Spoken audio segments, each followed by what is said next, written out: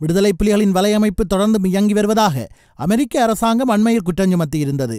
இந்நிலையில் இது தொடர்பில் எதிர்க்கட்சித் தலைவர் நிமல் ஸ்ரீபால டி சில்வா இன்று நாடாளுமன்றில் கேள்வி எழுப்பியிருந்தார். இதற்கு அரசாங்கத்தின் சார்பாக வெளிவிவகார அமைச்சர் மங்கள சமரவீர விளக்கம் அளித்துள்ளார். விடுதலை புலிகளின் இயக்கம் இலங்கையில் இராணுவத்தினால் யுத்த ரீதியில் தோற்கடிக்கப்பட்ட போதும் அதன் சர்வதேச வலையமைப்பு வலுவாக இயங்கி வருவதாக அமெரிக்காவின் இராஜாங்க திணைக்கள அறிக்கையொன்று தெரிவிக்கின்றது. புலிகள் இயக்கம் மற்றும் அதன் ஆதரவாளர்கள் சர்வதேச அளவில் வலுவடைந்துள்ளதாக அமெரிக்க இராஜாங்க திணைக்களத்தின் பயங்கரவாதம் தொடர்பான வருடாந்த அறிக்கையில் தெரிவிக்கப்பட்டுள்ளது. இந்த அறிக்கையில் உள்ள தகவல்கள் தொடர்பில் இலங்கை அரசாங்கம் அறிந்துள்ளதா?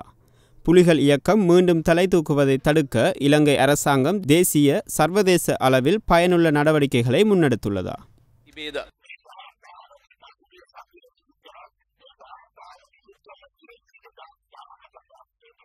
இந்த அறிக்கை கடந்த வருடம் வெளிவந்தாலும் 2014ஆம் ஆண்டுக்கே அது உரியதாகும்.